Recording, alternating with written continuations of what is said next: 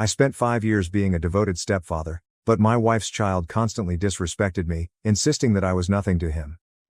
You are nothing to me. You are nobody. So, when it came to paying for college, I urged him to let his true father pay for it. I never expected to share my tale, but I needed to get it off my chest. My name is Robert, and I'm 45 years old. I operate a highly successful elite wine bar in town that I constructed entirely from scratch and am really proud of. That pub introduced me to someone 5 years ago, or so I thought at the time. Melissa was a bookkeeper I recruited to assist with the financial aspects of my firm. She was intelligent, efficient, and exuded a subtle elegance that captivated me. She was more than just adept at her profession, she had a lovely personality. Something that made spending late nights reviewing financial reports a little less tiresome. At first, we kept it professional. She was new to the team, and I didn't want to overstep. But as the weeks progressed, I found myself staying in her office a little bit longer. Making excuses to check on her work, just to be near her. Finally, I made the first move. "Let me take you to dinner," I said one evening after we had done studying the books. She hesitated briefly before smiling. "Are you asking as my boss or as a man?" "As a man." That supper led to another, and another. And before I knew it, we were discussing our future together. Everything looked amazing. Melissa was attentive. Her kid, Ethan, was nice and courteous. And I felt as if I had finally discovered the family I'd always desired. We got married after 1 year of dating, and Melissa and Ethan moved into my house. At first, things went smoothly. I basically jumped right into being the greatest stepfather I could be. I accompanied Ethan to sporting events, assisted him with school tasks, and ensured he had all he required. I paid for family vacations, bought him all of the latest sneakers he desired, and did everything I could to provide him with the life I hoped I had when I was younger. He would see his father from time to time. To be honest, knowing what I did in the past did not make me feel completely at ease. According to what I knew, Kevin had virtually burned down their old flat several times while drunk. This is why he lost custody in the first place. But Melissa urged that Ethan retain that connection. "He's still his father," she would remark when I expressed my concerns. "Ethan needs to know his dad still cares about him." I saw him at a school event once, and he didn't appear sober. There was something about the way he swayed while standing still. His eyes were unable to focus. But I kept my mouth quiet. After all, who am I to interfere? I was only the stepfather, correct? God, I wish I had known then what I know now. If only I had known then that my desire to be the ideal stepfather could have blinded me to what was really going on. But hindsight is 20/20, right? And the real crisis hadn't even started, not even close. Time went by, and Ethan turned 18 years old. Both his birthday and graduation were approaching. And this made him walk around the house like a frightened wreck. He constantly said, "What if something goes wrong? What if people don't come? What if this isn't perfect?" One evening, when I noticed him overthinking, I placed my hand on his shoulder. "Hey, everything is fine," I said to him. "As a matter of fact, I've got a brilliant idea. Why don't we hold your party at the bar? We can reserve the best section in the house." His eyes immediately brightened up. I knew my wine bar had become a popular destination in town. And Ethan had been eager to show it off to his friends. "Really?" he asked, already reaching for his phone. "Oh my God, my Instagram is going to be insane. Everyone at school is going to be so jealous." I threw myself into preparations. I wanted things to be perfect for him. I even brought him shopping for a designer suit, a sleek black one that made him look like a junior businessman. He looked every bit the young professional in the suit. I nodded, indicating my approval. "How many guests do you think you're going to invite?" I inquired one evening as we were discussing the details. He fiddled with his phone for a time, appearing to hesitate. "About 30 people." "Great. Can you send me a guest list so that I can make sure we have enough space and food for everyone?" "Oh, I don't really have one yet," he replied swiftly. "Just plan for 30, okay?" In retrospect, I wish I had advocated for the list. But I was so focused on getting everything ready. The tables were set. The light was golden and pleasant. The atmosphere at Upper West Wine Bar was nothing short of ideal. It had been converted into the perfect location for an 18-year-old's birthday, sophisticated yet youthful, with a carefully curated menu of virgin cocktails and hors d'oeuvres. Ethan looked great in his cut black suit, standing alongside a group of his pals, laughing and taking photos. Melissa's family was present, socializing with his classmates, and everything appeared to be going perfectly. Then he walked in. I recognized Kevin even before he spoke. He swayed unevenly with each step, his eyes hazy. He wasn't sober. I'm here to wish my son a happy birthday, he exclaimed loudly, catching the attention of the attendees. I was sitting next to Ethan when his father came over to our table, his expression filled with disdain. Get up, he mumbled, waving his hand dismissively. That's my seat. I'm his real father, not you. My voice remained calm and measured. There is ample seating with the other guests at the next table. Why don't you join them? No. This time, his voice was sharper, nearly growling. This is my place. You need to leave. My place? Who do you think you are? I expected Melissa to interfere. To do something? Anything? To calm the situation. But she sat there, pale, staring down at her hands, as if they contained the solutions to all her problems. I took a deep breath and braced myself. It was Ethan's night. I wasn't going to let it get fully wrecked when I could avoid it. Let me be crystal clear, I continued, my gaze fixed on Kevin's. You have two options. Take a seat at the next table with the other guests, or have security escort you out. His face contorted in rage. Oh, listen to you, Mr. Moneybags, throwing his weight around. He spat, swaying slightly as he leaned on the table's edge for support. You think you can buy everything, don't you? Buy my son? Buy my family's love? Other guests began to stare. I could see some of my regulars at surrounding tables, pretending to seem uninterested but plainly paying attention to every word. My workers lurked around the room's boundaries, waiting for my cue. You just waltz in here with your fancy bar, your big house. Kevin spat again, his voice rising with each sentence. Think you can replace me just because you've got money? Well, guess what? You can't buy family. And before anyone could react, he reached out and threw a dish of charcuterie to the floor. The crash of glass broke the sudden dead silence of the bar. And then, another, and another. Fine cheeses and cured meats were strewn across the pricey marble flooring, a bottle of imported sparkling water tipped over and spilled upon the beautiful wood of the bar. I got my security team's attention and gave them a modest nod. They moved in smoothly and professionally, just as they had been trained. Sir, it's time for you to leave, the head of security stated forcefully, seizing Kevin's arm. I watched them walk him out. His inebriated complaints turned into slurred, unintelligible cries that bounced off the walls before the front door swung shut behind him. Silence. The guest's murmur resumed gradually, however. I rose and smiled brightly like my owner. Really sorry about this, ladies and gentlemen. Please, let the evening go on. Drinks are on the house. It didn't bother the regulars. They were used to it. After a few minutes, they returned to their chats. But at our table, Ethan's friends and relatives sat down. The whispers were incessant. I could see them cast glances toward Ethan, Melissa, and me. By dawn, the tale would have spread widely on social media.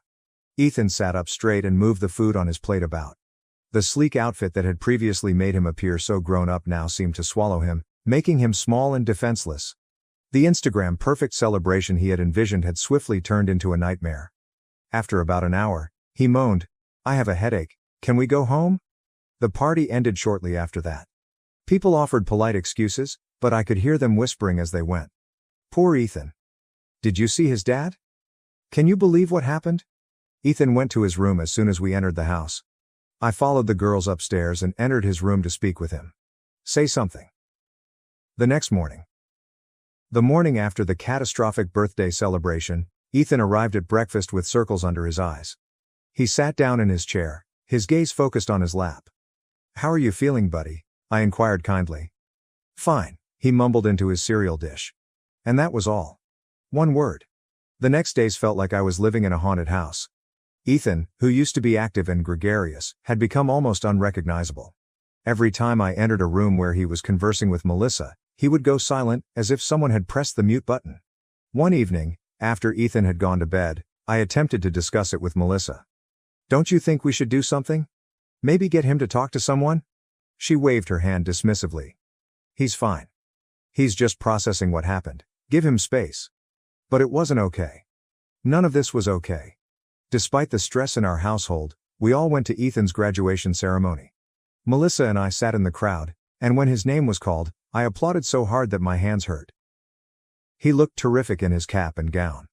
And for a minute, as he looked our way and smiled, I thought, maybe things were finally improving. Of course, we had a party later at our house. I knew I needed to do everything correctly. His favorites were all present. Truffle fries. Steak sliders. He would regularly take small crab cakes from the rear of the kitchen at the bar. Even the absurd 3-tiered chocolate cake, which should have taken at least a week to perfect. His classmates arrived, and for a time, the house was filled with laughing and exciting conversation about college plans and summer getaways. For a few hours, everything seemed almost normal again. Ethan smiled. Talking. He looks like his old self. I began to relax. I wondered if we'd turned a corner. Then his phone rang. Ethan stepped out into the hallway to answer it, and when he returned a few minutes later, there was something strange about his expression. A peaceful resolution. He approached me directly, for the first time in days, with any degree of willingness. My dad is coming over, he added. He wants to congratulate me on graduating. My stomach sank. Absolutely not, I responded without hesitation. The memories of his birthday calamity are still too clear. Ethan, think about what happened at your birthday. He showed up drunk. Caused a scene. Destroyed property. That was your fault, Ethan interrupted me, his voice rising. None of that would have happened if you had just moved and let him sit down. He's my real dad. You should have just stepped aside. I stood there, feeling as if I'd been punched in the stomach. All the time. After several days of stillness? Was this what he had been thinking? Was I the one to blame? I turned urgently to Melissa. I was hoping, for once, that she would say something. Simply step up. Be the mother that Ethan needed. I said, please, Melissa. Tell him how inappropriate his father's behavior was at the birthday party. But she sat there, looking at her hands, as if they held the mysteries of the cosmos. The same quiet. Same cowardice. The same thing I saw in the wine bar that night.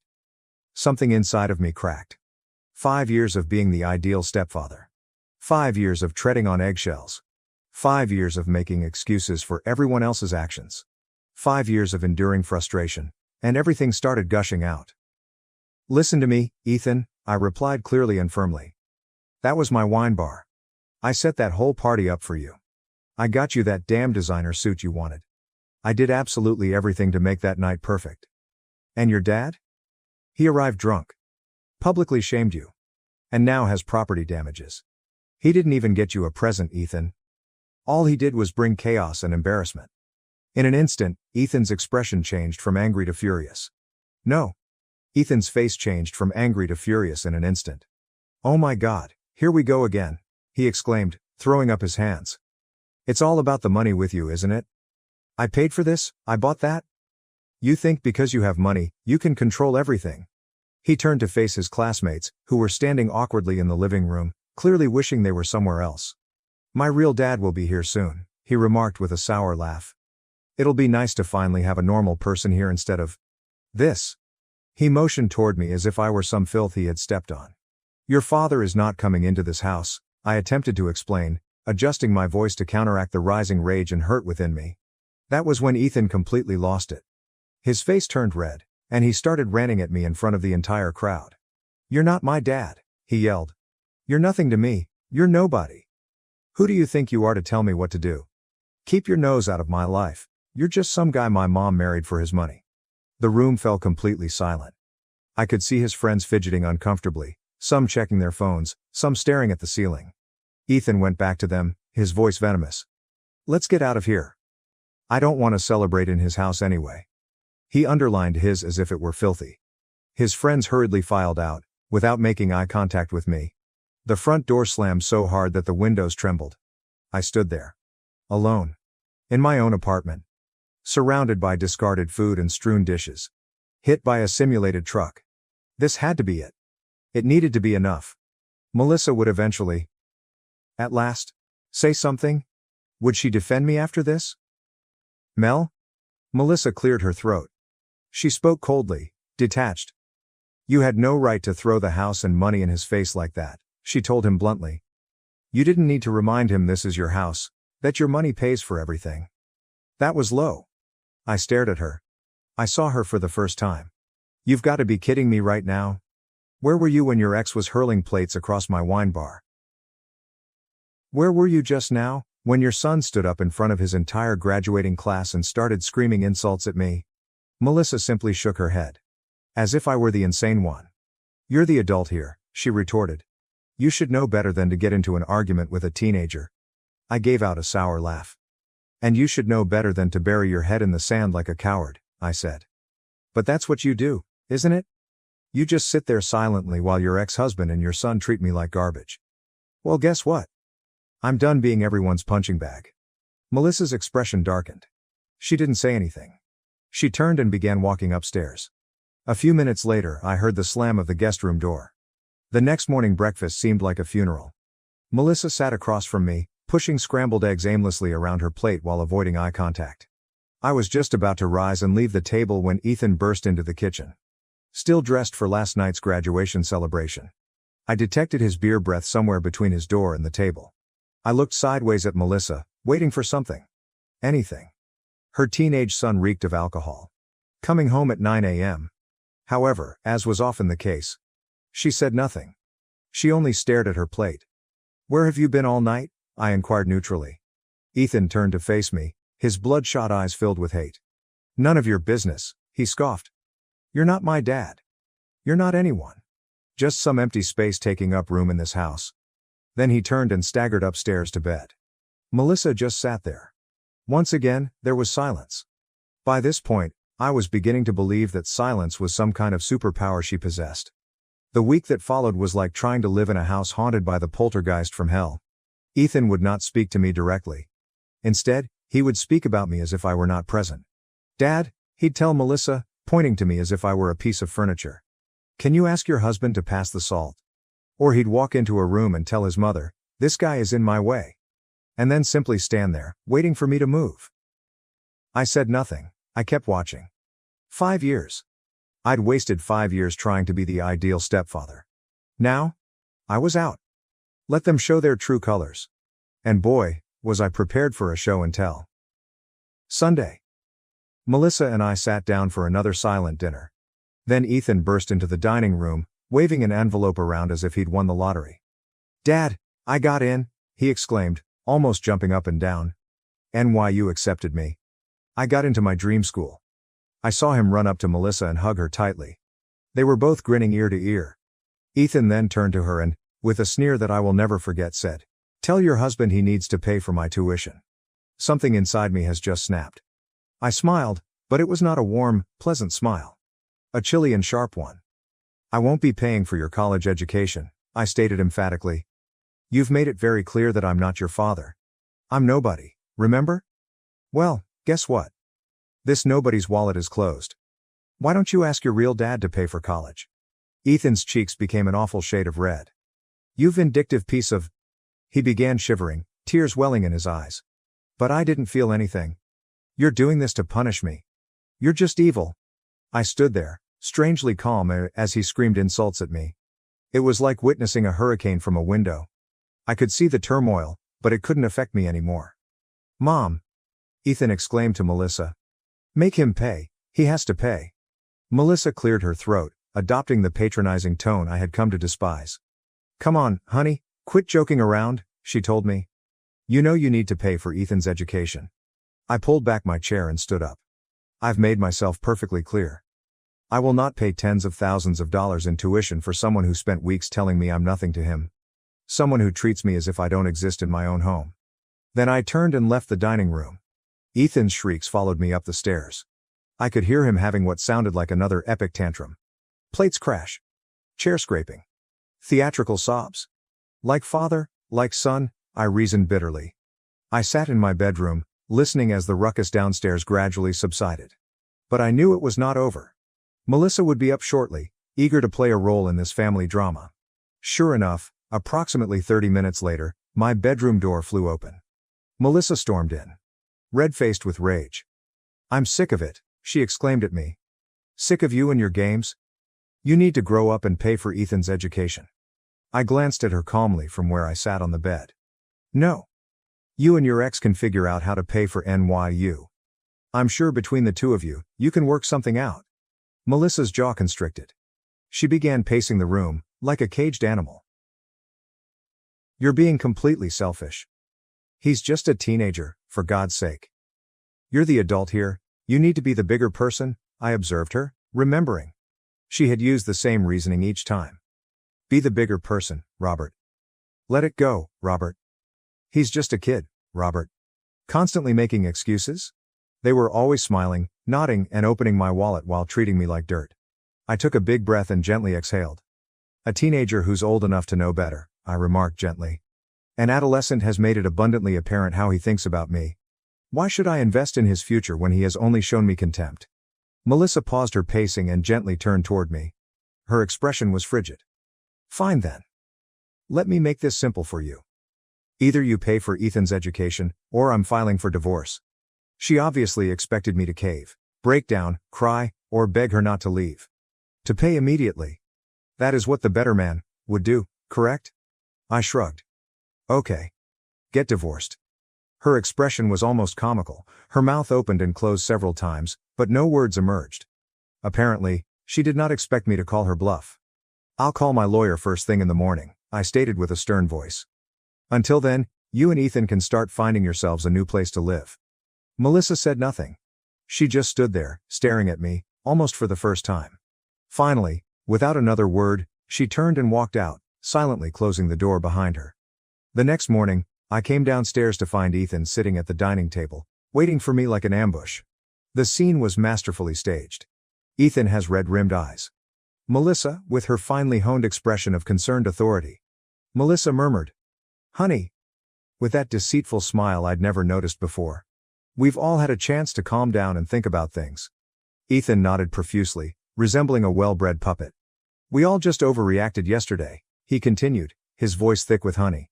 I paused in the doorway, a peculiar sense of clarity sweeping over me. It was like I was seeing them both for the first time. I really see them. Melissa went talking, her voice adopting the reasonable tone she often used when she desired something. We're family. Families fight, but they also make up. And since you were the one who escalated things with this whole college situation, it would mean a lot if you took the first step toward reconciliation. Ethan jumped in on cue. Yeah, and if you helped with tuition, it would show that you're really sorry and want to make things right. I nearly laughed. They genuinely believed they could influence me so easily. That all it would take was some staged remorse and scripted phrases about family. Actually, I said as I reached for my cell, I just got off the phone with my lawyer 5 minutes ago. The divorce papers should be ready by this afternoon. Their expressions shifted in an instant. Ethan's phony smile evaporated, leaving his face stunned. Melissa's face flushed a familiar angry red. I turned to Ethan. Congratulations, I stated frankly. You won't have to deal with your not dad interfering in your life anymore. Isn't that what you wanted? Ethan burst into tears. This time, they're real. Not the calculated ones from earlier. But I was tired of being deceived by teenage tears. Melissa rushed to her feet so quickly that her chair nearly collapsed. She stormed upstairs without saying another thing. Moments later, I heard her yanking drawers open and slamming closet doors. They packed in complete silence. No more harsh speeches? No more insincere apologies. Just the sound of luggage being stuffed and doors slamming. I believed it had finally ended. I was mistaken. The messages began that same night. First, from Melissa. We all said things we regret. Let's talk about this like adults. Then from Ethan. I am so sorry if I hurt your feelings, but you are really being totally unfair about college. When I said nothing, the text became more harsh. You are being obstructive and destroying this family. I hope you enjoy being all alone with your money. You'll be sorry later when you're old and alone with nobody. I said nothing. I made sure there was a prenuptial agreement, so the divorce was speedy. Melissa naturally tried to oppose it. But my lawyer handled it swiftly. She received nothing. Not 1 penny of my wine bar's income. Not a single penny from my savings. I still hear about them from common friends. They live in a little apartment across town. Ethan couldn't afford NYU and now works in a mall. Melissa is striving to resume her accounting profession, but things aren't going well. Since then, I've redecorated the house. I got rid of all the furniture that reminded me of them. The space feels larger these days. Lighter, somehow? Or maybe it's just me. Finally liberated from the burden of attempting to purchase affection from those who were only interested in selling. Thank you for watching. If you haven't subscribed yet, please do so and hit the notification bell to stay updated with more shocking real-life stories happening around you.